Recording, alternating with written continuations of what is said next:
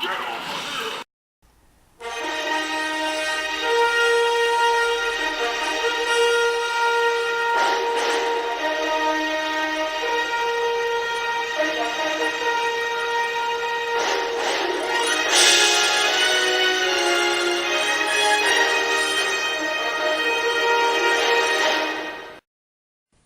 movie fans, I know I'm really behind on my movies, but let's get to one. Terminator Salvation. Well, it's one of the biggest grossing movies of Memorial Day weekend, and for some reason it actually lost out to Night at the Museum too. I don't know why. But I actually thought it was pretty good. I didn't think it was actually a bad movie, and I really expected a lot worse. The one thing that really caught me by surprise was the action scenes. They were very impressive, and the camera angling was just perfect, nearly. Though the story was a thing you could really love to nitpick to death. I know you just love to. But the story, it's pretty simple, I must say. It's not really too hard to understand. The pacing of the film was very steady. It really actually moved at a pretty good, well-paced film. And I have to say, I was really not too disappointed with it. I know you love to nitpick it to death, but let's face the facts. Terminator ain't what it used to be. But just for the sake, it is refreshing to see the Terminators back on the big screen. The giant Terminators were kick-ass. I'll give it at that.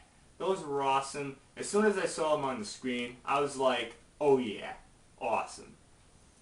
The story is pretty simple though. It mostly revolves around John Connor trying to protect Kyle Reese, who's obviously the piece to the puzzle of keeping him alive. Everybody should know that by now if you've seen the first Terminator movie. The first one was good, but the second one remains the best out of all of them.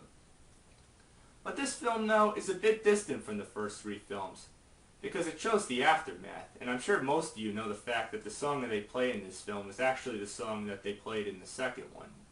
Kind of works out because he mentions that it's a tape that he had. But, to say the least, it was a damn good film. I'll give it at that, but I'm sure most of you can't get over the fact that Arnold Schwarzenegger was absent in this film. But don't worry, I have to say though, Christian Bale pulled it off pretty well. What's really weird is though, when I saw the first trailer for this film last year, is when I saw The Dark Knight. Christian Bale stars in this film, and he also stars in that film as well. Kind of weird, huh? But I have to say though, wasn't a bad film.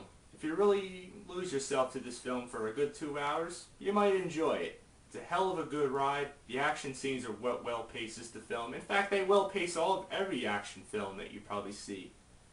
And what I was really pleased to find though was there wasn't really too much CGI used in this film, and I'm really impressed that they really pulled it together and try not to use too much of that.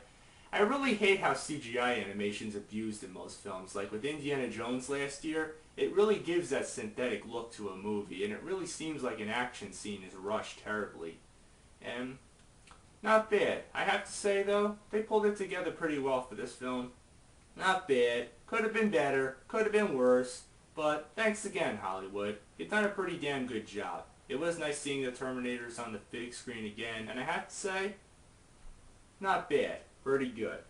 But for the action scenes, the well pacing of the film, I can't deny it. 2 Wii remotes up.